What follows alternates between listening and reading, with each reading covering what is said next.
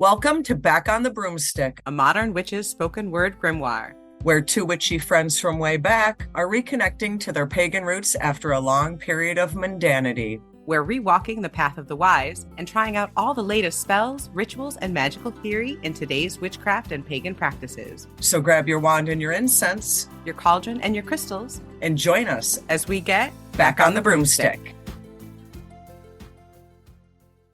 Hi, and welcome to Back on the Broomstick. I'm Layla, and our guest today is Ash Glasse, a heathen practitioner, writer, teacher, and spiritual leader for the inclusive Elk Ridge Kindred.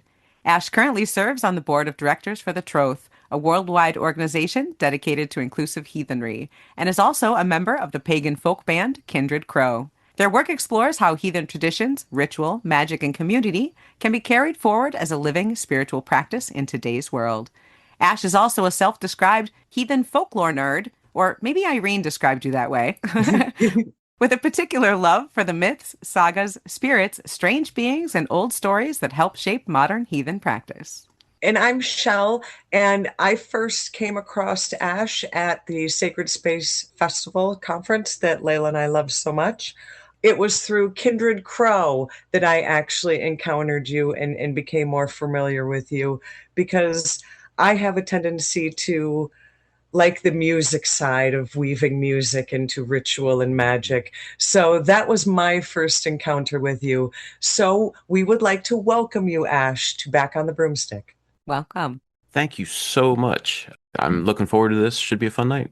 Could you explain to us, Ash, what is modern heathenry? Most of our audience are witches, would describe themselves as witches or pagans. There are quite a few heathens in our audience, but for those that aren't, could you explain what is a modern heathen? What do they believe in short? And how is that different from, say, modern witchcraft? Sure. Yeah. So for me, my definition of and everything you hear tonight will be heathenry according to me because that's what I know. That's exactly what we want to hear. Cool. So yeah, I don't know. I'm not the be all end all for anything, but for me, a modern heathen is someone that is using historical references from the Scandinavian regions and the Nordic countries. So that's Norway, Sweden, Denmark, Iceland, and reaches down into Germany. There's also some paths you could pull into Lithuania, Ukraine, Russia, that area. But you're using those as resources. So that's where your base is. Those are the roots of your tree that you're planting. That's where you're pulling everything from. But you're taking those resources and you're applying them to this modern life. The modern piece is always very important to me. So again, a heathen or a Norse practitioner will use those sources, use those to influence the gods that they pray to, the spirits they work with, and as much as they can, their viewpoint on the world. Heathenry, the way I practice it, is very animistic. So we see the world around us as possibly being everything around you could have a soul. This microphone I'm speaking into, this computer I'm using, and the tree outside of my window could all have a soul. So we need to interact with those as if they're beings. So we bring that into our practice. And I would say for anyone that was looking for a difference between witchcraft and heathenry, there is witchcraft in heathenry. We have our own forms of magic. Many of them would look similar to someone that was into witchcraft. You could even look at some practices in witchcraft that were pulled from heathenry. The United States, where I'm at, is a Germanic culture, so we have inherited bits and pieces of that anyway.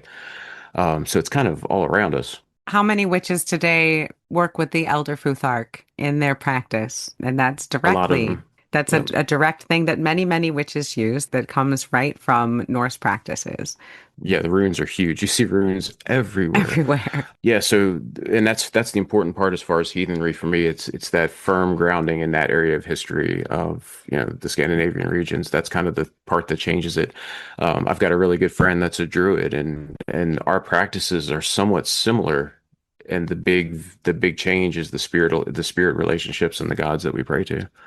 So yeah, that's the big difference. I've got a little there in my mind. There's a little bit of a difference between a heathen and a Norse pagan. That's been something that's really been kind of coming to the forefront of my practice in the last year. And I think for heathens, and I'm sure there's some corollaries in other practices as well, heathenry kind of starts to embed itself in the way you see everything that you're interacting with. So like even when I'm at work, I'm also very heathen. I take what I say I'm very careful about what I say. I'm very uncomfortable signing pieces of paper and legally binding documents because of that. I've got an altar in my office, which kind of makes some of my coworkers uncomfortable, but they get over it. But it is a daily outlook on life, less than a daily practice. It is a lens through which everything is viewed. And I think you have Norse pagans, which is a very standard New Age practice that uses the Norse gods as the gods they pray to. And there's nothing wrong with either one of those. They're both great, but they're a little bit different. I was recently doing a couple day intensive on the power of words and heathenry, and we kept bumping up against certain pieces, like oaths was one of them. So in my practice, if you break an oath, it's broken. And a lot of the practitioners that weren't specifically heathen, and maybe they were just trying things out for the weekend or whatever, they're like, well, there's got to be like you can make up for it, or you can atone for it, or some of them were even like, you can say you're sorry. I'm like, no, if you break an oath, it's broken. That doesn't mean that you should never make an oath because you're scared you're going to break it, but you should know going in that this isn't 100% safe. There's not a guardrail for everything. You can mess up. And the important thing is not it's not to not mess up, but what do you do when you do mess up? How do you make Right. how do you start refilling the well when Oh, I you've like pulled too that. much from it? Yeah, the broken So, oath thing, I think I've heard that described something like if you drop a plate and it shatters, you can put the pieces back together, but it's not the same. It's still a broken right. plate, and you have to figure out where to go from there. And that those broken oaths and those broken pieces and those mistakes we make, they're as much a part of us as anything is. So you just take those in, and I've got a scar on my leg from an accident I had when I was 18. There's a story there. There's a lesson there. So break an oath, learn from it, move on. Nice. One of the things that you mentioned is something that I'm very, very interested in, and maybe a little later we'll get into Odin kind of. Yeah, Mhm. we'll talk. But so words and things like that are very interesting to me. But I'm very interested in the animistic part of Norse paganism and in heathenry. That's something that is very much a big part of my practice as well. And I understand that there's almost a shamanistic magic part of heathenry and Norse paganism. Could you talk to me a little bit about that? What is that called? Is that a part of your practice? And what is that? Yeah, so we can look at that in two buckets. Well, let's go with the animism first. So the animism piece is, again, you're acting like everything around, or not, you're treating everything around you as if has a soul and is a It person does. and a I being with totally its believe own. that. Yeah, 100%. So that means you treat everything around you as if it has its own agency. So you ask even your magical tools and your mundane tools, you talk to them, you have an agreement with them. You're not just going to grab a screwdriver and use it as a hammer. You're going to treat things a little bit better than you normally would in a commodity-based society. I was a construction worker for a while, and my hammer always had runes on it, and it was a Probably had a part of name. my being. Oh yeah, yeah. Yeah. Depending on how long I had it. My laptop already has a name. Perfect. Perfect. So yeah, so you have long-term tools that you use, like going back to the hammers. I could break my hammer, and that was I took that personally. I'm like, oh, I have this friend that I've had for the last 5 years that's been hanging on my hip is no longer here. So I treat those remains with respect. You work with your tools. You don't use your tools, you work with them. Yep, 100%. That goes to the relationship piece as well. If everything around us is a being, then you don't have agency over them, but you have cooperative relationships with them. And that goes for things you would consider as mundane items. Those are the spirits around you, those are the plants in your yard, and those are the gods. It's all just levels of relationship with beings of various power levels, for lack of a better description. So it's a respectful way to treat the land and to treat everybody and everything. I don't treat an item any different than I would a person. I don't treat an animal any different than I would a person, and that goes to that. That's even to like a thunderstorm. I'm not going to scream at a thunderstorm for knocking a tree down in my yard. I'm going to thank the thunderstorm for the rain that it gave, and I'm going to thank it for not being any worse than it was, because that storm has things it's trying to take care of too. And it's such a co-creative, like it just expands your community, like I was saying earlier, and you're able to work with, and everything is a group project. It just for me it's a way to be much more thankful for everything around me, and also just much more in the now and working with the things around me. So for me, that's animism. As far as the shamanic style stuff, I wouldn't use that term because there's some cultural stuff around that term totally. It's hard because it does. You say that word and you know exactly what people are talking about right away.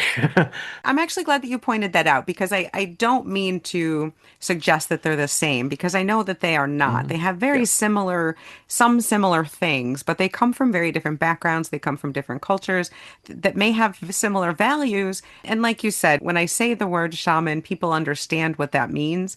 So I apologize for kind of using it in that way. But I am just trying to figure out the magical system and the type of people that do follow this animistic, this very close relationship with the earth and with the energies of the land and with everything around them. Yeah, 100%. I'll tell you, yeah, totally got that. So there is a one of the main types of magic in heathenry and Norse paganism is called Scythe. And there's a couple different aspects of that. One of which the most well-known version of it is, or part of it, comes from the saga of Eric the Red. And in that saga, there is an entire, I think it's about a chapter long sequence where a seer, a seeress, comes to a settlement. There's a famine, and she goes and does a ritual to receive, to ask spirits for guidance and ask for direction. And it describes everything she was wearing, what she brought with her, the attendants that were with her. And as soon as it gets to where the ritual starts, the explanation stops and then it's over. So we miss all the nice meaty parts, but we know that there was an oracular piece. We know there was talking to spirits to gain information. We assume that that involved a trance of some kind through the use of singing. If I had to pull out like a big difference, the singing piece is very important because it appears from what we can tell of the archaeological record that drums were not a very big thing for the Norse. We have yet to find an actual remain of a drum, but it does appear that singing would induce the trance state, and singing while you were working and working on items and made and doing magic was an important part of all this. So there were songs that would be sung to draw in spirits and to, bring those spirits into a place where the seeress could then interact with them. So that's my partner Irene and I have a whole ritual based around that story that is from some other trainings we've taken, and we try to recreate that ritual the best we can and that practice the best we can. So it's very much an oracular divinatory practice that can be useful for anything. You can talk to ancestors, deities, land spirits, and we even pull in deities from other pantheons. Now that sounds very cool. My one Hmm. question to that is, do they care if you can't carry a tune? Because, yeah, your girl here can't. It doesn't seem to matter, but that's another great place to put community in because I can't carry a tune. I play guitar because I can't sing. There you go. But when 10 people are singing together, it doesn't matter. So Good. yeah, Okay, good. that Phew. All right, cool. and then say there's also there's some references in some of the lore of weather control, of far seeing or seeing through the eyes of other animals, or other beings. Shape shifting is a big part of it. We have stories. There's a one great story of the king of Norway is trying to invade Iceland, so his sorcerer turns into a whale to try to find where the best place for ships to land is, and he's chased away by the land spirits of Iceland. So yeah, a lot of No some wonder you werewolf love myth. these stories. That sounds great. Oh yeah, they're great. I mean, to jump off on the stories real quick, if you like Lord of the Rings and like the D&D world and World of Warcraft and all that, that all directly comes from Norse mythology. You just And hit on as some a of my kid, favorite things. you might already be heathen. Um, Stop. Don't you start. I'm having an argument with Odin lately. Good luck with that. That's what everyone keeps saying. You made threats. It's your fault. When I was a kid growing up, I read Lord of the Rings. I'm like, wow, this is great. Tolkien's a genius. And then I got older and I'm like, yes, Tolkien is still a genius, but he didn't invent all of that. Like it came from somewhere. And at least as far as I can tell, like our entire modern fantasy world, Norse mythology is kind of where it started for the most part. Rabbit trail, I'll get back to the magic. So that singing piece when we're doing these divinatory rituals bleeds into other practices as well. So we have Galder and Gonder, which is the creation of the Galder in particular is the singing piece. So when you're singing and you're chanting and you're using your breath, that is a magical piece where you're imbuing things literally with your breath. Speaking of Odin, for us, the breath is a gift directly from Odin at the time of creation. So every word you speak, your breath itself has a magical component directly from the gods. So as you're working on, say, an amulet for protection, so that practice of inscribing a rune on the amulet and then singing the words of those runes to the amulet and singing its purpose to the amulet and creating this powerful magical piece that is imbued with your energy, the energy of the gods, the energy of the runes, which by this point have been worked with for so long, they've got their own energies, and you're just creating these items that have so much power. It's such a fulfilling practice. Like, I've got guitars behind me. All of those guitars have runes on them somewhere that have been ritually put on. Yes. So, Ready to work magic. Grab onto your broomstick, witches. Back after these messages. Hey, Hecate. What's up? Mabon is almost here, which means I'm heading back to the underworld. I love Hades, but that man's decorating skills are bleak. Your altars always look fabulous. Help me? What I'd really like to do, Persephone, is I'd like to grab my torch and lead you down the path to the witch's moon. I've pretty much decorated every crossroads with stuff from there. Perfect. I also need something for my mother. Every fall, Demeter gets upset and suddenly nothing grows and everybody's cold. So if we can find her something sparkly enough to prevent seasonal devastation, that'd be great. Okay, seriously, the witch's moon. It is going to be where you need to go to A, get something to please Demeter, and B, stock up for your trip down south. I'm looking at this website and sweet holy me, there is some absolutely stunning items on here. I'm always at this crossroads of, do I buy more decks or do I buy more stuff? Sometimes I get all of it. Ooh, I'm signing up for the Witch's Bounty. If Hades isn't going to buy me gorgeous magical jewelry, I'll do it myself. Plus, getting a witchy subscription box in the mail every month might make the dreary season in the underworld go by a little faster. Yes, they have all the goodies. Yes, they have all of the subscription boxes. But what we got is a collaboration of A a giveaway giveaway. between Back on the Broomstick and the Witch's Moon. Our favorite online shop wants to give you not one, not two, but three magical boxes. One lucky winner will win the October The Witch's Moon subscription box. One will win the October Witch's Root subscription box, and one will win the October The Witch's Bounty subscription box. If you would like to enter, follow us on either Facebook or Instagram or both. Follow the Witch's Moon on the socials. On our social, you are going to need to comment what box you would like to be entered for. That winner will be announced September 18th. Do all of the things because we got some good shit to give away. And the Witch's Moon, they are knocking it out of the park with this collab. Best of luck to you all, and thank you so much to the Witch's Moon. Stop over to their website, thewitchesmoon.com. Check out the Moon Market online store. Sign up for your own witchy subscription box, and try your hand at our giveaway. And don't forget your tarot cards. Time to shop. I love that. Yep. And you are fresh back from, I believe, Pagan Spirit Gathering. You were just at Northeast Pagan Pride Day, I believe. And very, very Yeah. busy person running around doing workshops and performing at festivals. How in the world did you accomplish all of that? Well, it's funny.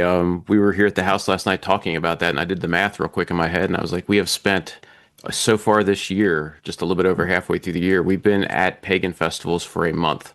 So an entire month of time, actual month, has been spent at festivals. So yeah, I am very lucky to have a job that I love a whole lot and gives me tons of time off. So at this point, my leave is expended until October. We've got one more festival to do in October that I'm definitely going to, but my travel is done. Irene's got some to do, but I am unable to go anywhere else. It's a lot of long hours in the car, so we listen to podcasts like yours, lots of music playlists ready to go, and yeah, lots of travel, but the festivals and the community and seeing how different communities do things, it's worth every single minute of it. So, And I think actually that's a lot of what your workshops tend to focus on is community, is folklore and history, but a lot of it's community. Heathenry itself seems to be very community based. Can you tell us a little bit about that? yeah, sure. So For me, all of it always comes back to community. In my day job, I work for a nonprofit, and the reason I do that is because a lot with my values as a heathen, I get to work in my local community and help my local community. So not just on the pagan heathen end of things, I'm doing this mundanely, for lack of a better word, as well. If you're thinking specifically from a heathenry, we're looking at cultures and populations that lived in very harsh environments and environments where if you didn't have a community and people weren't cooperating and working together, people died. There are still, law books, huge Iceland nerd. There's still laws on the books in Iceland where if you don't bring a traveler indoors or you don't pick someone up alongside of the road, that you're liable basically for manslaughter because the conditions are that tough. Wow. So for me, Wow. it always comes back to community because we can talk about solitary practitioners. We can talk about, oh, I'm a rebel. I'm going to do it on my own. No one does it alone anymore, or even back then, pre-Christian times, no one did it alone. I always joke around that if you can be a solo practitioner, and I'll put this in air quotes, you are still surrounded by a community of spirits wherever you are. There can be no other humans for miles, and you have the plants outside, you have the beings around you. Of course, the joking side to that is, like, so just think about that the next time you're in the shower. There's spirits everywhere. But I always try to push everyone in heathenry is relationship based. So if you can make a strong relationship with your local community, your local land spirits, your local wildlife, your ancestors, all of that is community to me. So Not to kind of go back and start from the beginning, but a little bit. There is a uptick in interest in modern heathenry going on right now. So, for a modern witch or a modern pagan, what are some misconceptions about having to precisely replicate the past, the mythology, the folklore, and all of that? I think the biggest misconception is that you can do a completely authentic period practice today. I don't think it's possible. We have so many holes that nothing's complete. We don't have a book that is here is the way to heathen in 2026. We have fragments of stories. All of our stories were written down by Christians. So there is no unbroken line. There is no historical way to do anything. And I was a social studies major in college, so I always look back to the social aspects of it. The dates are fine, but to hell with the dates. Why did they do these things? That's what I always look at. So there was no historical practice then. All of this stuff was just piecemealed together by local groups. And I think that's the biggest misconception. I can always see like, well, I'm practicing the way my forefathers practiced, or I'm practicing the way that the pre-Christians practiced. No, you're not. It's Right. impossible, I would even Now, say. now, how do you suggest someone maybe take that step into learning or starting to try to practice modern heathenry? What's step one? Yes, for me, step one would be to make sure that heathenry calls to you. Make sure those gods and those spirits are the ones that you hear. And then I do start with the history. Despite what all I just said, I would say get a copy of the Poetic Edda. The Poetic Edda is the closest thing we've got to a primary source. Start there, read those stories. And then you can branch out from there. You can read all of this. Like for me, like a Saturday night at home fun for me is reading the Icelandic sagas. That's that. You are Um, a folklore nerd. oh Okay. yeah, definitely. And you can take all these historical pieces, but then don't forget that you're living in 2026. You're living now. You're living today. I think we all have we've romanticized the past to think that, oh, things were just so much different then. It was no technology, none of this, but everyone wanted the same things.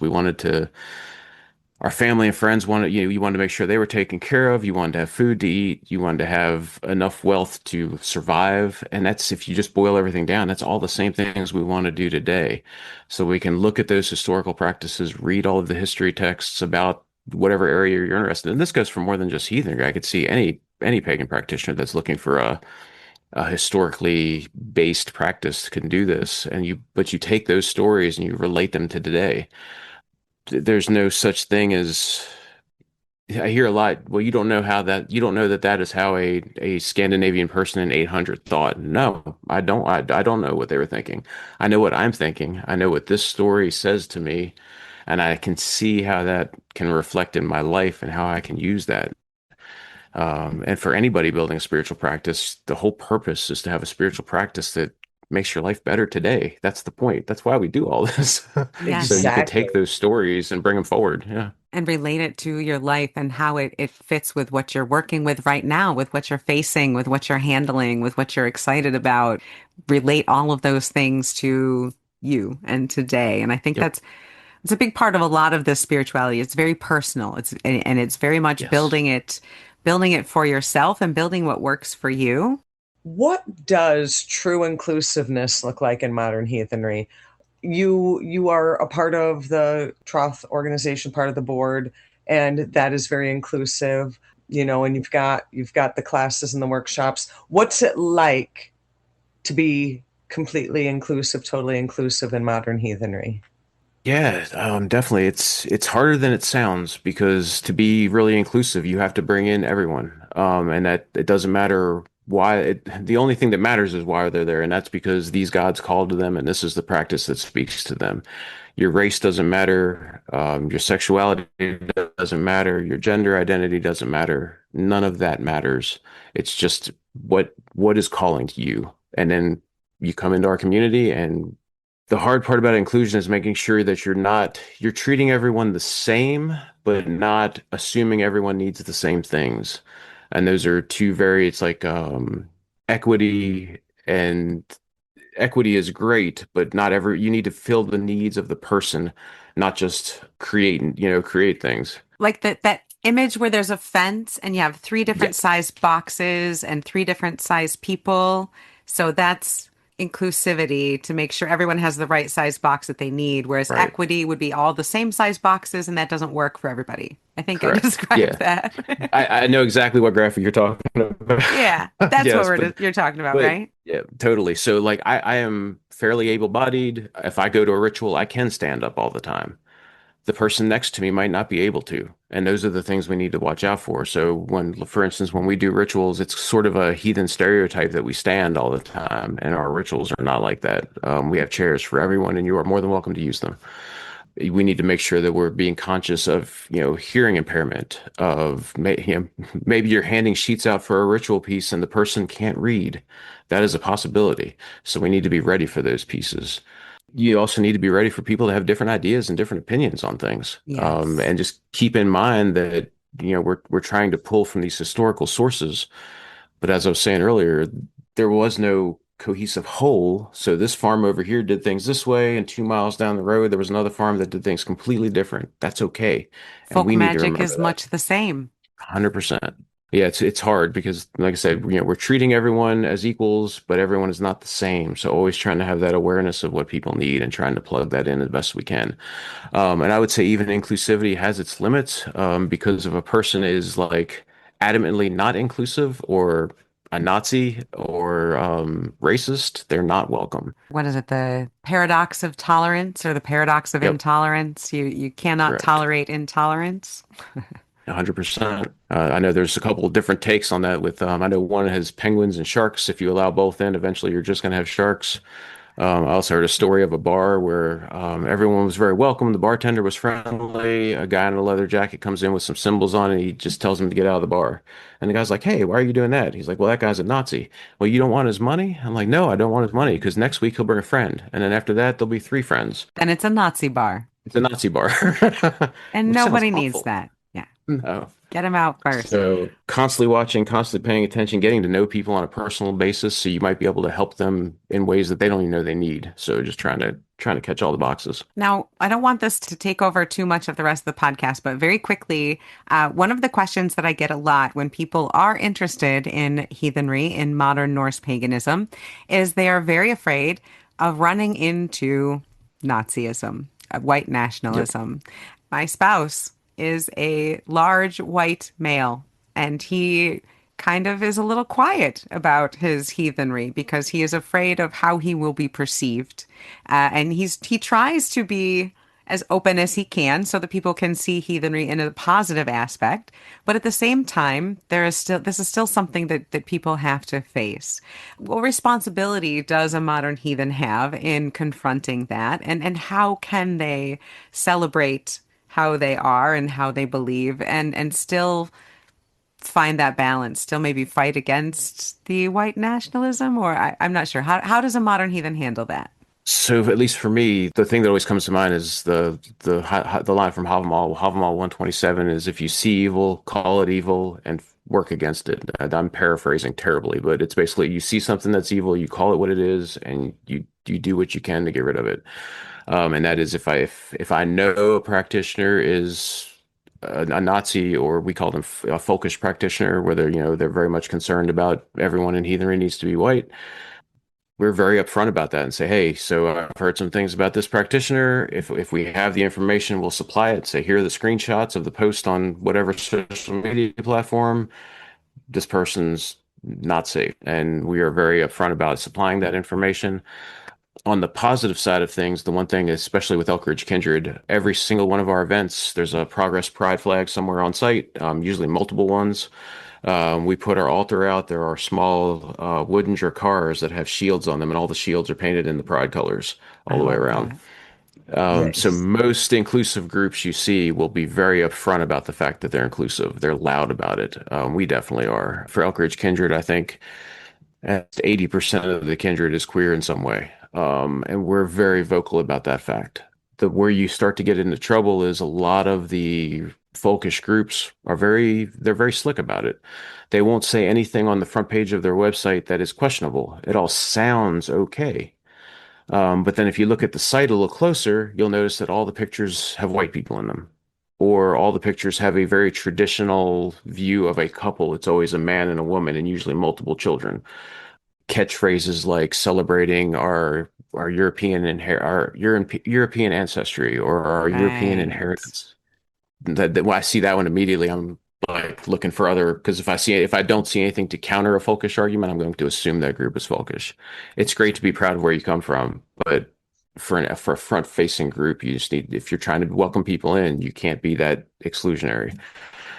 Yeah, so yeah, a lot of it's just being very careful, asking questions. One of the members of my kindred, the first time I met them, they walked right up to me and they were like, "Hey, that's a great Thor's hammer. Are you a Nazi?" And I just started laughing because sometimes you gotta, Hey, yeah. direct questions can get a direct answer. It's easy to get it right out in the open, I guess. Yep.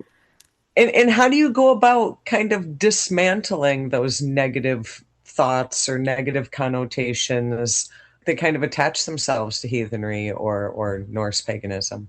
Yeah, so really it comes down to we are our deeds. That's a phrase that gets thrown around in heathenry a lot. I can shout to the rooftops that I'm not racist, that I'm welcoming, that I'm inclusive. But unless people see me acting that and see What are me your doing that on a regular actions? basis, yeah. So, Yeah. I mean, I've got an entire workshop called Queer Identities and Heathenry. So that's actually one of the ones that people request most often, just because it's a little different. But yeah, so when I show up to teach, there's a pride flag somewhere. I have my pronouns very obviously, like, right here now, it's on the screen on Zoom. Yeah, I'm not bad about the fact that I'm non-binary, and just constantly talking about it, constantly just being welcoming. Yeah, there's nothing you can do. There's no one thing you can do other than just live it all the time and present the best example you can. Yeah. Yeah, would be about it. And for me, from a strictly like being able to point to it in a book, so like the first time I read the Poetic Edda, I was like, where do these stereotypes come from? These stories are so queer. Like you have Loki transforming into a woman, you have Odin Yeah. being accused of cross-dressing, which he doesn't seem to care about. And Thor too, I think. yes, yeah, Thor wears a wedding dress to get his hammer back, and Exactly. piece of it sometimes is a little bit of a joke, but it's done. And it's funny because they always talk, oh, magic was only done by women. But then you read all the sagas, and like every other practitioner is a man. Like, so something's not making sense here. And then if you look at the whole record, everything, all the gloves are off, and you have the remains of a woman surrounded by super expensive and elaborate war gear. Is it the Osberg Mound? The one I'm thinking of is in Birka. So yeah, Birka, female warrior buried with a ton of weapons. The archaeologists in the 1800s assumed it was a man because of the weapons. We've got Exactly. other burials that are, yep, other burials where a man is buried completely surrounded by weaving implements and women's implements. Yep. We have bodies that were buried that have both, a bunch of weaving stuff and a bunch of weapons and who knows? I mean, so it looks like their view of gender was very different than ours. The one I Yeah, love. Okay, so I'm gonna pull it out real quick because I love this story. I believe it was the Osberg Mound. Very elaborate chariots, war gear, weapons. What they assumed was a man and a woman. A man in wearing war gear next to a woman that they assumed was a save, and in her pouch. I know this mostly because there was cannabis in her pouch, but but then they discovered through DNA testing that the warrior that they assumed was a great warlord was actually a woman. And I love this. yep, I just love this. yep. And so it turns out it happens more often than you would think in history. And I just think that's fantastic. Yeah, it's amazing. The burial record alone, there's so much just things that you wouldn't assume in a Norse burial that we find all the time. That their society was obviously way Who different. would have thought they smoked weed? I Yeah, mean, 100%. Times were tough then too. Everybody's got to have some fun. that's right. Everyone's got to have some fun. So to bring it back to fun stuff, maybe not necessarily cannabis in particular, but elves, dwarves, and hidden folk, legendary beings. You just recently did a workshop on some of the folk spirits, the folk creatures of Norse mythology. Can you tell us a little bit about these beings and how people who are not in Scandinavia can work with those types of beings? Yeah, sure. So, yeah, I just did that class or that workshop at Pagan Spirit Gathering. It was the first time I presented it, and we had a lot of fun with it. So, for Iceland in particular, because that's the area I'm most familiar with, we have the hidden folk who are elves-ish. They are described as looking a lot like humans. They wear maybe older style clothing, but it's kind of and this will resonate with a lot of other mythologies because there seems to be some of this in maybe like Irish lore and things like that, to where there is a world beside ours, almost like a parallel world running side by side with ours, and they're in that world and they're raising cattle and they have professions and jobs and houses, and sometimes those two worlds can cross over and interact. So people would build hold of folk houses on their property, so giving the elves and the land spirits of that place a place to live. We actually have a set in front of our house that we made here one day and stuck into the ground. So yeah, it's very like reminds you a little bit of the Irish conception of an elf a little bit. So a side by side society where you can interact and have encounters with these people and beings, and that doesn't seem to be held just to the Scandinavian countries. We see that in other cultures. I always joke around that if you kind of find the same thing in multiple pagan paths and even Christianity, sometimes that is probably like a universal truth. So I feel like there are those, you can have those spirit encounters anywhere. There's spirits, right where you are right now that just need to be recognized and paid attention to. And the spirits of place that you start interacting with can have beneficial effects on your luck. And I say luck, but from a heathen perspective, I always describe luck as your ability to survive any given situation. So, like the resources you have available.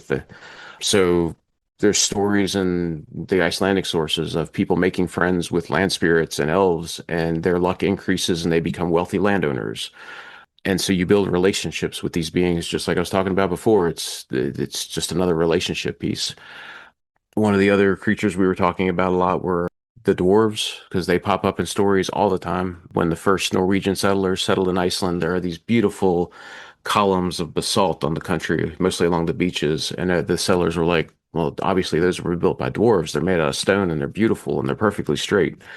But they were natural geographic formations. So maybe they were built by dwarves if you consider land spirits and the world being kind of one and the same. Yeah. So, these hidden, not always seen beings that are master craftsmen and builders and sources of wealth. There are usually relationships with dwarves will lead to wealth, usually, at least in the stories. So you've got those. There are the stereotypical troll that turns into stone when the sunlight hits him, comes from Iceland and Norway. Ah, So like out of the Hobbit, that's directly from Icelandic sources. And it makes sense because we've been to Iceland twice, and you're going through the countryside and you see these piles of rock and these stone formations that look like they could just stand up and start walking around. Oh, Kind of like the wow. rock biter and never ending story. They look just like that guy. Oh, Yeah, I wow. love that guy. He liked to go around eating different kinds of rock. Yep. So they look like they could either be like hewn stone or actual creatures that could get up and just walk that had been turned to stone. Yeah, they're just natural formations. There's a set of them off the coast. I think it's the southern coast in Vervik, and they look like three beings standing there, and they're just natural formations. But there's all this folklore around them about how those were trolls that were out trying to save people in a shipwreck and got caught when the sun rose and got frozen in place. Or then there's stories about like every little city out there has their own local legends about this rock formation that's over there that they think is a being, and in my opinion, it would be. Yeah, so and then we've got sea monsters in Norwegian lore. We have the Kraken. If you've ever seen Pirates of the Caribbean, the Kraken comes from Norwegian folklore. The Selkies and magical horses. What you're saying is a lot of the really scary things that we're afraid of in folklore come from Norse folklore. Is that what you're telling me? It could be seen that way, and I think it's unfortunate that we always see them as scary because were they dangerous? Sure, but not necessarily bad. Right. Like a storm is dangerous, but not bad. Exactly. So yeah, it's all based on what your relationship with that is, and we're raised to be scared of those things. So our relationship automatically starts off at a negative a little bit because we've got this reaction. Wait a minute. Wait. Don't you guys have the Yule cat? Oh yeah, the Yule Cat's great, and I Yeah, they love agree. eat you. people, Yeah, right?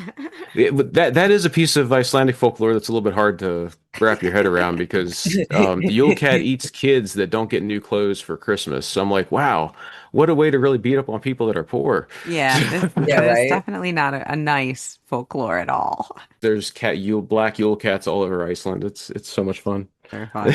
Now, do you have a favorite story? Do you have a favorite tale? Mm.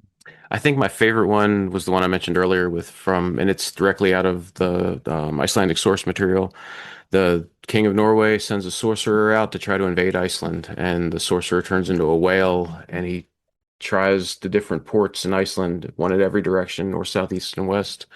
At one port, he is chased off by a stone giant throwing boulders at him. He swims around to another port, and there's a dragon and these winged beasts with sharp beaks and talons that come after him and attack him. He swims around again, and there's a giant bull surrounded by land spirits that are just is guarding the coast. And then I guess the last one he comes to is a Jotun or a giant standing there holding an iron pole, and he chases him off with the pole. So the sorcerer goes back to Norway and is like, "We're not invading. Screw it. Their spirits are way too strong." And for me, it's a beautiful story of how the Icelanders have built up this co-creative relationship with the land, and the land itself was protecting them from a foreign power. And it's got shape shifting and all kinds of fun stuff in it. So that's one of my favorites. But the majority of Norse lore and Icelandic stories I love. Saga is my favorite saga, and at one point he's handed a drinking horn with poison in it. So before he would drink, he would step a rune onto the drinking horn. And since this horn had poison in it, it explodes in his hand before he gets to drink it. So it keeps him from getting poisoned. And it's full of rune magic and things like that. So just a lot of fun. High adventure. Now, if only I had a rune that would prevent me from drinking too much mead on a festival night, then that would be a good rune to know. Seriously. Yeah, I don't think that one exists. Ash, I have one final question on my end for you. Now, Sure. obviously, we've mentioned several times that you are a very huge key component of Kindred Crow. And you also made mention that there wasn't evidence of drums. So my question goes kind of to the music aspect. How does music function as a aspect of your ritual work or an aspect of your practice in heathenry? Yeah, so for us, chanting, and we use drums because drums are such a huge part of the pagan community in general that, I Who play doesn't love drums, a I play good guitar, drum? bazooka. Yeah, who loves drum circles are amazing. But music in general, most of our rituals have a musical piece to them, or at least some sort of way to get kind of everyone Music is such a great way to take a group of people and focus them together for a single task and to raise a whole bunch of energy that you can use for whatever you want to use it for. And I think more so than even the raising energy, it's the connection that the song gives the people that are participating and that building of energy and that singular purpose that music puts to everyone. When everyone's at a rock concert and there's 1,000 people singing the lyrics to a song, there is so much power and so much relationship, and just that is all the good things about humanity for me. It's funny because for me, I always say there's no time that I'm heathen and no time that I'm not. And there's also no time where music is not a part of magic and magic is, they're the same thing for me. Music is its own magic. Yeah, Absolutely. 100%. When you come to a Kindred Crow show, you will see us. We start a show, but with a small ritual. We've got the drums going. Irene will go up front and she's inscribing symbols around the stage while we're all drumming. And at the end, we all howl and the crowd's going nuts. And that's the start of our ritual, or of our performance as a ritual. I wouldn't say we go as deep as Highland does, but we definitely start it there, and we end with drum and chant usually. So yeah, it's just such an amplifier and such a like it, quickest way to build a relationship with a group of people, sing together, and you're there. That is very true. And even as someone who I love music, I appreciate the heck out of music. Not so great at singing, but even me, someone like me who I can sing in the key of dirge, but if I can get into a chant and people don't mind that I'm terrible but enthusiastic, that is a wonderful way, just like you said, to build that community, to build connections with other people, and to get everyone working towards the same purpose.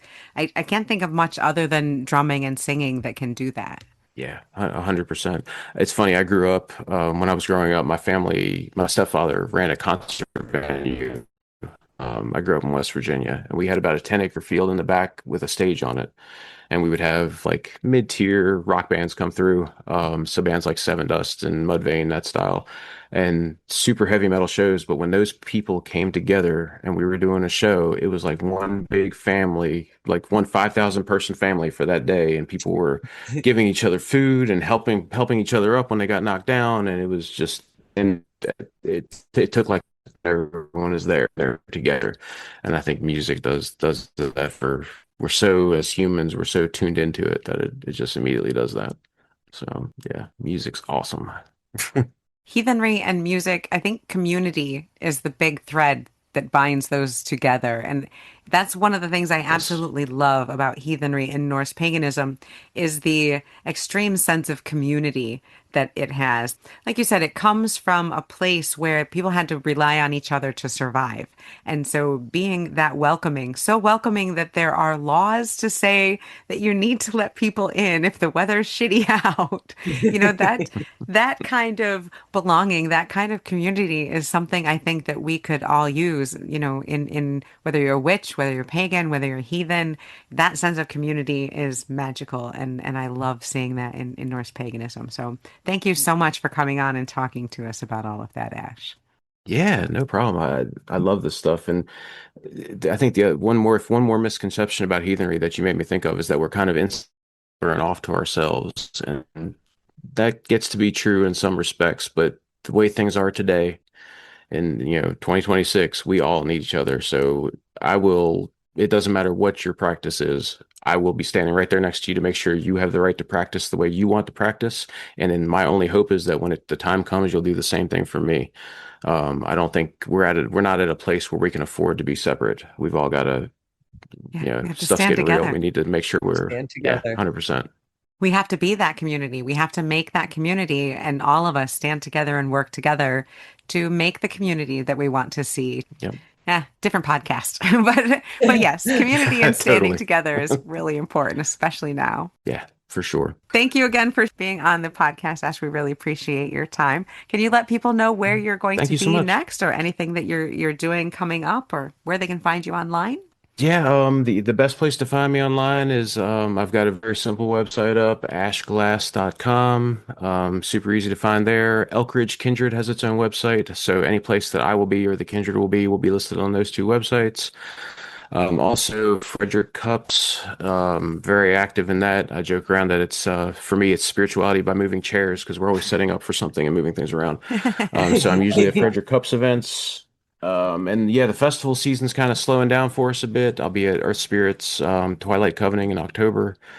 And then we've got, yeah, Kindred Crow, also kindredcrow.com's got all of our show dates on it. So yeah, we're up and down the East Coast and we're starting to venture into the Midwest. So things are going well. Also, real quick, you and Irene have a book coming out, if I'm correct. Oh yeah, we do. Not anytime soon. It's probably a good year off. We're in a round of edits for it now. It is going to be basically foundational heathenry. A starter Fantastic. pack for heathens. I asked all the time for a good recommendation for a starter book, and we really didn't have one. So maybe we should just make one, and we did. Oh, I love that. So maybe next year when that comes out, we'll have to have you guys back on to talk about the book. That would be fantastic. I'd love that. Yep. All right. Well, again, thank you so much, Ash. We appreciate you being on the podcast. Thank you so much, Ash. Yeah. Thank you all. Thank you very much. And a thank you so much to Ash Glasse for joining us here on Back on the Broomstick. We really appreciate you taking the time to hang out with us. And I am actually super excited for the book coming out, The Beginner's Guide to Heathenry, or whatever you're going to name it, but I'm waiting for it. So we so appreciate the time. And folks, you know what to do. Stay wise, stay wicked. And keep it witchy.